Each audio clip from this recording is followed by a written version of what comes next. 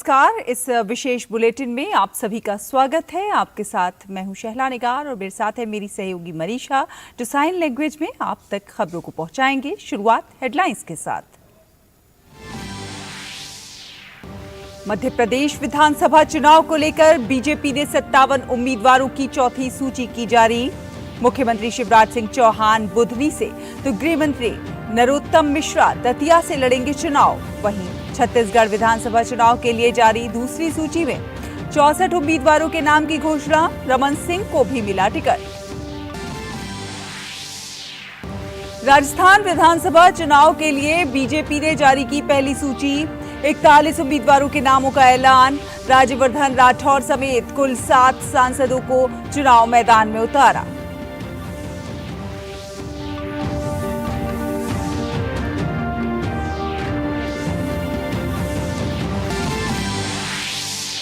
छत्तीसगढ़ में 7 नवंबर और 17 नवंबर को 2 चरणों में होगा मतदान।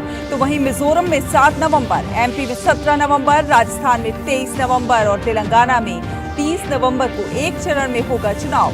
3 दिसंबर को सभी राज्यों की होगी मतगणना।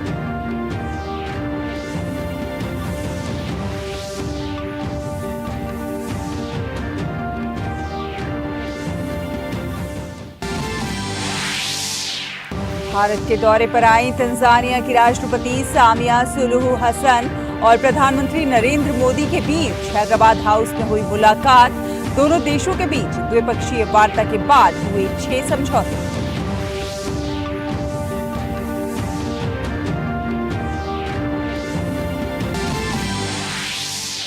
इजरायली सेना और फिलिस्तीनी हमास के बीच संघर्ष जारी।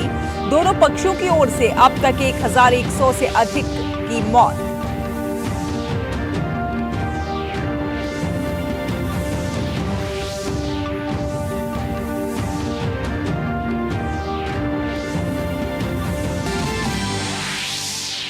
और क्रिकेट विश्व कप में आज हैदराबाद में खेले जा रहे मैच में न्यूजीलैंड और नीदरलैंड्स आमने सामने। न्यूजीलैंड ने नीदरलैंड्स के सामने रखा 323 रनों का लक्ष्य।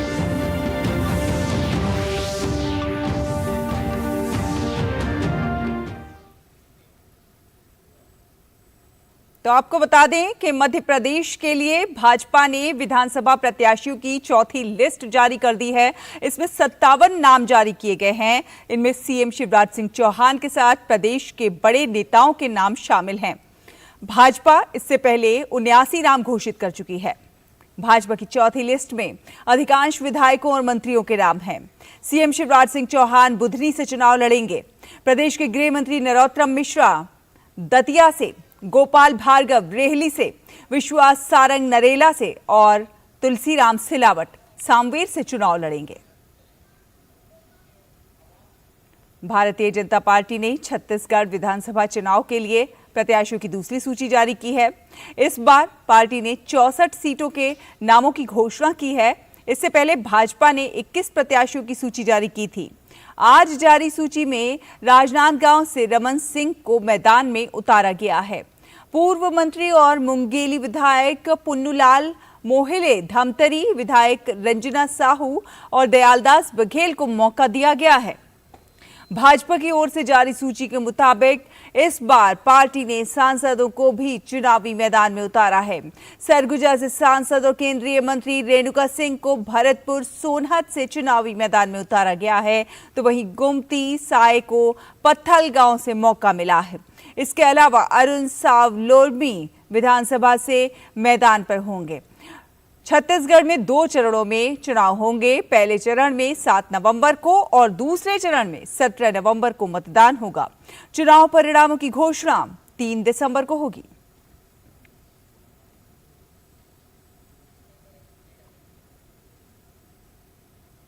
राजस्थान में चुनाव की तारीखों का ऐलान होने के साथ ही भाजपा ने उम्मीदवारों की पहली सूची जारी कर दी है।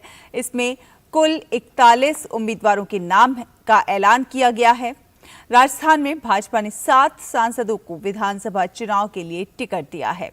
भाजपा ने सांसद राज्यवर्धन राठौर को झोटवाड़ा से प्रत्याशी बनाया है। वहीं मांडवा से सांसद नरेंद्र कुमार को चुनाव प्रत्याशी बनाया गया है। इसके अलावा विद्याधर नगर से दिया कुमारी, सवाई माधोपुर से किरोड़ी लाल मीणा, तिजारा से बाबा बालकनाथ, किशनगढ़ से भागीरथ चौधरी और सांचौर से देवजी पटेल को टिकट दिया गया है। राजस्थान में 200 सीटों के लिए 23 नवंबर को मतदान होगा और मतों की गिनती 3 दिसंबर को होगी।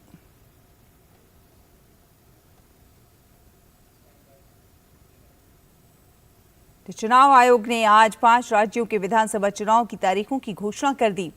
मुख्य चुनाव आयुक्त राजीव कुमार ने बताया कि मिजोरम में 7 नवंबर को और छत्तीसगढ़ में 7 नवंबर और 17 नवंबर को 2 चरणों में मतदान होगा।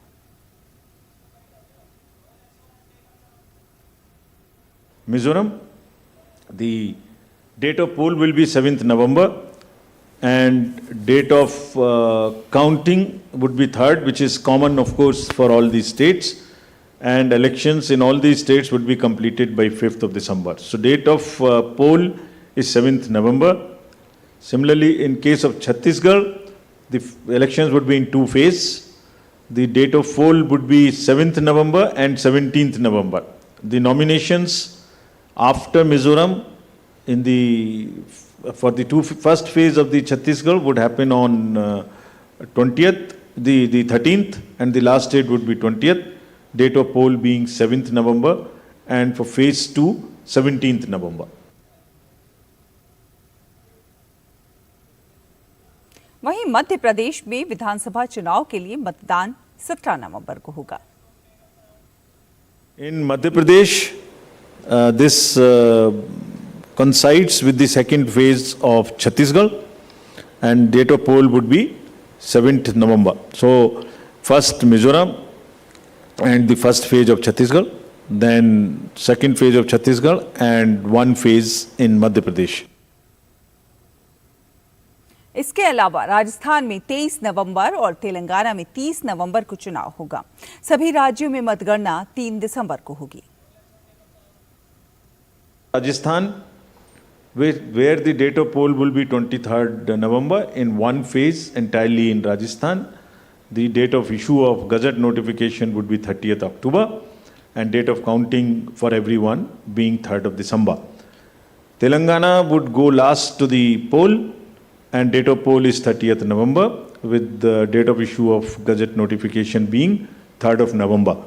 And the entire election process would be complete by 5th of December. मुख्य चुनाव आयुक्त राजीव कुमार ने कहा कि राजनीतिक दलों को मुफ्त वाली चुनावी घोषणाओं का पूरा करने के लिए एक मॉडल भी तैयार करना चाहिए। कमीशन ने एक परफॉर्मा इशू किया था जिसमें ये बताने के लिए प्रस्ताव एक कंसल्टेशन पॉलिटिकल पार्टीज के साथ की गई थी and that pro forma is in public domain.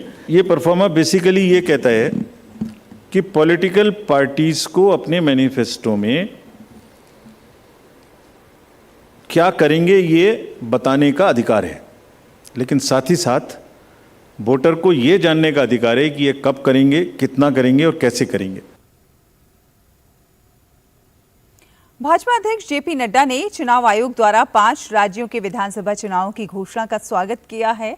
Social media platform x पर पोस्ट करके उन्होंने कहा है, चुनाव आयोग द्वारा विधानसभा चुनाव की घोषणा का स्वागत करता हूं। आदरणीय प्रधानमंत्री श्री नरेंद्र मोदी जी के नेतृत्व में भाजपा भारी बहुमत से सभी राज्यों में सरकार बनाएगी और आगामी 5 वर्षों के लिए जन आकांक्षाओं को पूरा करने के लिए कटिबद्ध भाव से काम करेगी।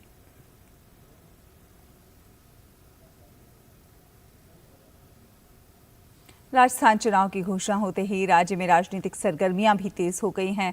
केंद्रीय मंत्री गजेंद्र सिंह शेखावत ने प्रदेश सरकार पर हमला करते हुए कहा है कि राज्य की जनता कांग्रेस के भ्रष्ट शासन से तंग आ चुकी है। आज चुनावी तिथि की घोषणा के साथ ही गहलोत सरकार का राज्य की सत्ता से जाना तय हो गया है। थोथी घोषणाओं के थंबों पर टिकी ये सरकार, जिसने भ्रष्टाचार को, जिसने बलात्कार को, जिसने बेरोजगारी को, महंगाई को, पेपर लीक को राजस्थान की पहचान बनाया, वो सरकार अब जाने वाली है। उसकी अंतिम तिथि आज इस घोषणा के साथ में सुनिश्चित हो गई है। राजस्थान कांग्रेस प्रदेशाध्यक्ष गोविंद सिंह डोटासरा ने कहा है कि देखिए, चुनाव आयोग तारीखों को पहले भी देता रहा है, हम उसका स्वागत करते हैं और राजस्थान में लोगों ने मन बना लिया है कि कांग्रेस सरकार फिर से सत्ता में काबिज होगी। देखिए, तारीखें तो चुनाव आयोग देता रहा है और संवैधानिक व्यवस्था है, दी है, हम उनका स्वागत करते हैं। हम लोग तैयार हैं और 23 तारीख को राजस्थान की जनता, राजस्थान के आदरणीय मतदाता हमारी गुड गवर्नेंस, हमारी अच्छी योजनाएं, हमारा अच्छा बजट, जो गारंटियां हमने दी हैं उससे सबसे खुश हैं। तो राजस्थान की जनता ने मन बना लिया अब की बार कि हम राजस्थान में कांग्रेस की सरकार को रिपीट करेंगे। अगली खबर का रुख करते हैं। तंजानिया की राष्ट्रपति सामिया सुलूहू हसन भारत की यात्रा पर हैं। दिल्ली के हैदराबाद हाउस में प्रधानमंत्री नरेंद्र मोदी और तंजानिया के राष्ट्रपति के बीच द्विपक्षीय वार्ता हुई। दोनों नेताओं ने आपसी हितों से जुड़े विभिन्न मुद्दों पर बातचीत की। दोनों नेताओं ने द्विपक्षीय, क्षेत्रीय और वैश्विक मुद्दों से जुड़े विषयों पर अपने विचारों को साझा किया। दोनों देशों के बीच द्विपक्षीय वार्ता के बाद कई समझौता ज्ञापनों का आदान प्रदान किया गया, जिसमें प्रमुख रूप से डिजिटल समाधान, 2023 से 2027 के बीच सांस्कृतिक आदान प्रदान कार्यक्रम, खेल, समुद्री सहयोग और तंजानिया में औद्योगिक पार्क की स्थापना शामिल है। पीएम मोदी ने इस दिन को ऐतिहासिक बताते हुए कहा कि भारत और तंजानिया आपसी व्यापार और निवेश के लिए एक दूसरे के महत्वपूर्ण साझेदार हैं। उन्होंने कहा कि दोनों पक्ष लोकल करेंसी में व्यापार बढ़ाने के लिए एक एग्रीमेंट पर काम कर रहे हैं। आज का दिन भारत और तंजानिया के संबंधों में एक ऐतिहासिक दिन है। आज हम अपनी सदियों पुरानी मित्रता को स्ट्रैटेजिक पार्टनरशिप के सूत्र में बांध रहे हैं। आज की बैठक में हमने इस भावी रणनीतिक साझेदारी की नींव रखते हुए कई नए इनिशिएटिव्स की पहचान की। भारत और तंजानिया आपसी व्यापार और निवेश के लिए एक दूसरे के महत्वपूर्ण पार्टनर्स हैं। दोनों पक्ष लोकल करेंसीज में व्यापार बढ़ाने के लिए एक एग्रीमेंट पर काम कर रहे हैं। हमारे आर्थिक सहयोग के पूरे पोटेंशियल को रियलाइज करने के लिए हम नए अवसरों की तलाश जारी रखेंगे। भारत और तंजानिया इस बात पर एकमत हैं कि आतंकवाद मानवता के लिए सबसे गंभीर खतरा है। प्रधानमंत्री नरेंद्र मोदी ने बताया कि इस संबंध में दोनों देशों ने आतंकवाद निरोध के क्षेत्र में आपसी सहयोग बढ़ाने का भी निर्णय लिया है। आज हमने कई वैश्विक एवं क्षेत्रीय मुद्दों पर विचार विमर्श किया। हिंद महासागर से जुड़े हुए देशों के रूप में हमने maritime security, piracy, drug trafficking जैसी चुनौतियों का सामना करने के लिए आपसी समन्वय बढ़ाने पर बल दिया। इंडो पैसिफिक में सभी प्रयासों में हम तंजानिया को एक बहुमूल्य पार्टनर के रूप में देखते हैं। भारत और तंजानिया एक मत है कि आतंकवाद मानवता के लिए सबसे गंभीर सुरक्षा खतरा है। इस संबंध में हमने काउंटर टेररिज्म के क्षेत्र में आपसी सहयोग को बढ़ाने का भी निर्णय लिया है। तंजानिया की राष्ट्रपति सामिया सुलूहू हसन ने G20 में अफ्रीकी यूनियन को शामिल किए जाने के लिए पीएम मोदी के प्रति आभार व्यक्त किया। उन्होंने भारत के साथ अच्छे संबंध कायम करने की प्रतिबद्धता भी व्यक्त की। उन्होंने तंजानिया में IIT के मद्रास परिसर की स्थापना की घोषणा पर पीएम मोदी के प्रति आभार प्रकट किया। We have been working together in the development of various sectors, as they have been mentioned by His Excellency. But the decision by the Indian Institute of Technologies to establish the first ever overseas campus in our country is an honor and a privilege to us. We have been working in the supply of clean and safe water, as well as defense and security, also issues of our concern, which have been adequately been worked out. वर्ष 2023 का अर्थशास्त्र का Nobel पुरस्कार Harvard university की professor Claudia golden को प्रदान किया जाएगा। Royal Swedish academy of sciences ने आज इसकी घोषणा की है। आर्थिक विज्ञान में नोबेल मेमोरियल पुरस्कार की स्वेरेजिस रिक्स बैंक पुरस्कार के रूप में जाना जाता है। क्लाउडिया गोल्डन को ये पुरस्कार महिलाओं की श्रम बाजार के परिणामों के बारे में हमारी समझ को उन्नत करने के लिए दिया जाएगा। अब तक सिर्फ 2 महिलाओं एलिनोर ओस्ट्रोम और एस्थर डफलो को आर्थिक विज्ञान में असाधारण योगदान के लिए नोबेल पुरस्कार से सम्मानित किया गया है। गोल्डन ये सम्मान पाने वाली तीसरी महिला होंगी।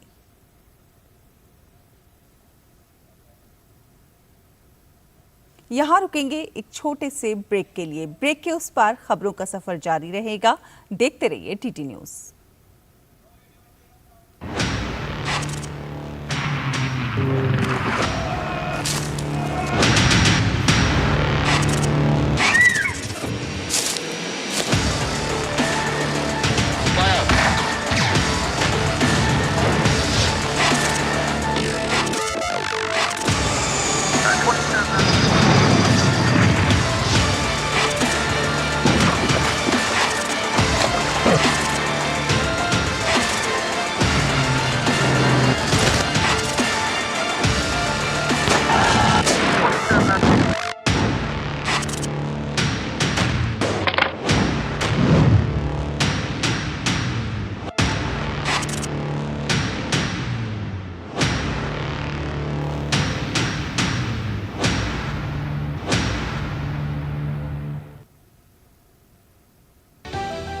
समाज की बेड़ियां तोड़कर हासिल किए अनोखे मुकाम,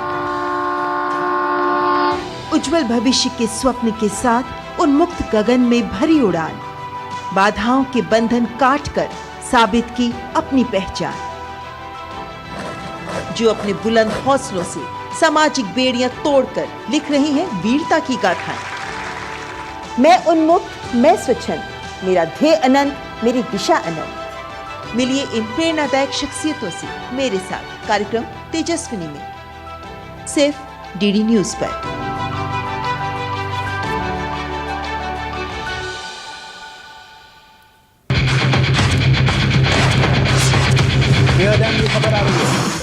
ब्रेकिंग न्यूज की रेस से हटकर हम लेकर आते हैं आपके लिए सार्थक, सकारात्मक और प्रेरणादायी खबरें। खबरें सिर्फ हादसे नहीं होते, खबरें अच्छी भी होती हैं जो देती है हौसला, बढ़ाती है आत्मविश्वास। मुश्किल वक्त में भी जब लोगों ने दिखाया कुछ कर गुजरने का जज्बा, हम लेकर आते हैं अपने इस खास कार्यक्रम में आम लोगों के जज्बे की कहानियां। देखिए मेरे साथ गुड न्यूज जज्बा इंडिया का। ब्रेक के बाद स्वागत है। रुक करेंगे कुछ अन्य खबरों का। आपको बता दें, भारतीय सेना ने सिक्किम के बाढ़ प्रभावित इलाकों में राहत और बचाव कार्य के लिए बड़ा अभियान शुरू किया है। सेना बाढ़ के बाद कटे हुए गांवों को फिर से जोड़ने के लिए बड़े पैमाने पर अभियान चला रही है। सेना ने कठिन इलाकों से गुजरते हुए एक चुनौतीपूर्ण अभियान चलाया और चुंगथांग के उत्तर पश्चिम में राबोम के अलग अलग गांवों तक पहुंचे और 150 से 200 लोगों को रेस्क्यू किया। लोगों को भोजन, चिकित्सा सहायता, आवास और टेलीफोन कनेक्टिविटी के संदर्भ में सहायता प्रदान की जा रही है। एक हेल्पलाइन नंबर भी जारी किया गया है, जिसके माध्यम से सभी पर्यटकों के रिश्तेदारों को पर्यटकों के बारे में सूचित किया जा रहा है। वहीं त्रिशक्ति आर्मी कोर के सिग्नलर्स के 24 घंटे काम करके उत्तरी सिक्किम में संचार संपर्क बहाल करने के अपने प्रयास जारी रखे हुए हैं।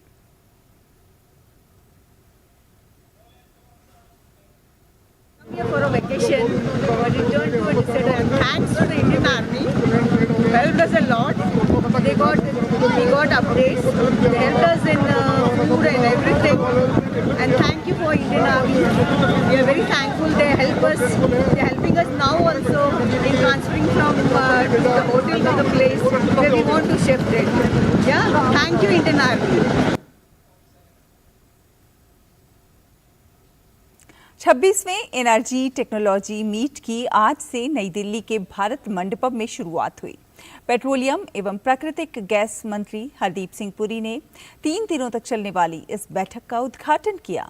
इस मौके पर उन्होंने एक प्रदर्शनी का भी उद्घाटन किया, जिसमें ऊर्जा क्षेत्र, खासकर रिफाइनिंग और पेट्रोकेमिकल्स सेक्टर में हुई तकनीकी विकास को दर्शाया गया है। हरदीप पुरी ने इस मौके पर कहा कि सरकार देश में बायोफ्यूल के इस्तेमाल को बढ़ावा दे रही है। उन्होंने कहा कि भारत में 2070 तक शून्य उत्सर्जन के लक्ष्य को समय से पहले हासिल किया जा सकता है।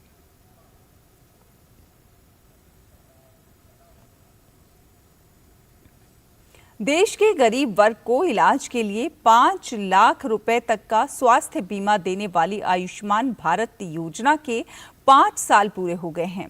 योजना के अंतर्गत देश के 26 राज्यों और 7 केंद्र शासित प्रदेशों में अभी तक 25.4 करोड़ आयुष्मान कार्ड बनाए गए हैं, जबकि योजना के माध्यम से 5.7 करोड़ से ज्यादा लाभार्थियों को मुफ्त इलाज का लाभ मिल रहा है। इस दौरान गरीब लोगों की 1 लाख करोड़ से अधिक की बचत और गरीबों को राहत मिली है। इस योजना से सूचीबद्ध अस्पतालों में मुफ्त इलाज मिलता है। ये पूरी तरह से पेपरलेस सुविधा है।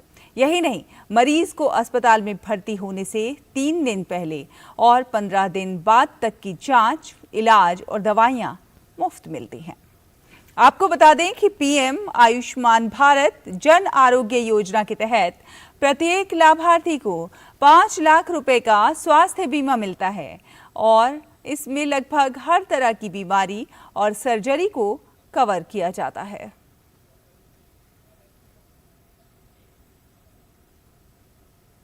भारतीय अंतरिक्ष अनुसंधान संस्थान यानी इसरो ने अपने पहले सूर्य मिशन को लेकर एक नया अपडेट शेयर किया है। दरअसल आदित्य L1 अंतरिक्ष यान पूरी तरह से ठीक है और सूर्य पृथ्वी L1 की ओर बढ़ रहा है। इसरो ने सोशल मीडिया प्लेटफॉर्म X पर पोस्ट करते हुए कहा है कि ट्रेजेक्ट्री करेक्शन मैन्यूवर ने 6 अक्टूबर को 16 सेकंड के लिए काम किया था। पोस्ट में कहा गया कि अंतरिक्ष यान स्वस्थ है और सूर्य पृथ्वी L1 की ओर बढ़ रहा है।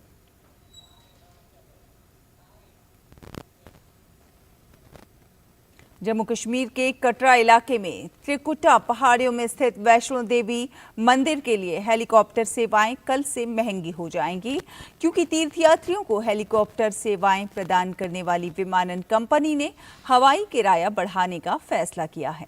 तीर्थयात्रियों को कल से कटरा और सांझी छत के बीच हेलीकॉप्टर सेवा का लाभ उठाने के लिए अधिक भुगतान करना होगा।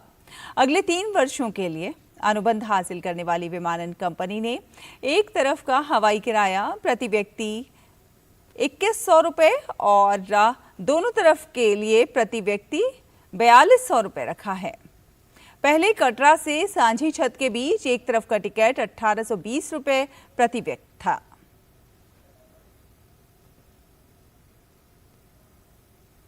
अंतर्राष्ट्रीय खबरों का रुख करेंगे। हमास के साथ जारी संघर्ष में इजरायल में मरने वालों की संख्या 1100 से अधिक हो गई है और घायलों की संख्या 2100 से अधिक हो गई है।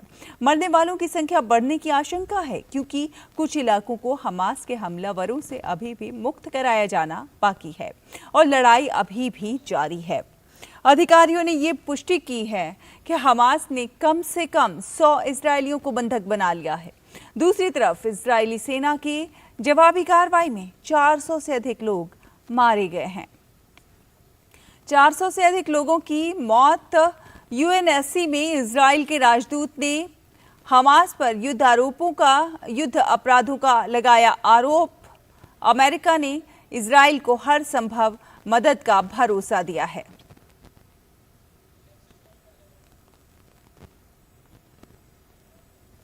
प्रधानमंत्री नरेंद्र मोदी मंगलवार को नई दिल्ली के मेजर ध्यानचंद स्टेडियम में एशियाई खेलों में भाग लेने वाले भारतीय एथलीटों के दल के साथ बातचीत करेंगे। ये कार्यक्रम प्रधानमंत्री द्वारा एशियाई खेलों में एथलीटों की उत्कृष्ट उपलब्धि के लिए उन्हें बधाई देने और उन्हें भविष्य की प्रतियोगिताओं के लिए प्रेरित करने का एक प्रयास है। भारत ने 19वें एशियाई खेलों में 28 स्वर्ण पदक सहित कुल 107 पदक जीते हैं।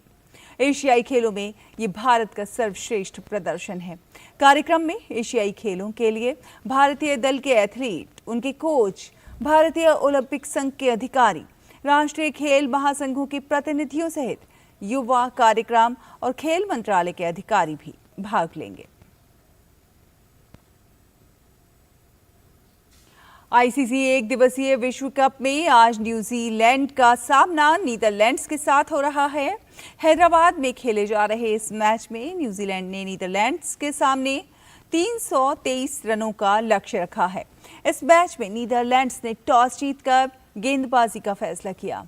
पहले विकेट के लिए डेवोन कॉनवे और विल यंग ने 67 रन जोड़े। डेवोन कॉनवे 32 रन बनाकर वैन डर मर्व की गेंद पर आउट हुए, तो वहीं विल यंग भी 70 रन बनाकर वैन डर मर्व का ही शिकार बने। सचिन रविंद्र ने 51 रनों की पारी खेली। डैरिल मिचेल ने 48 रन और इस मैच में न्यूजीलैंड की कप्तानी कर रहे टॉम लेथम ने 53 रन बनाए।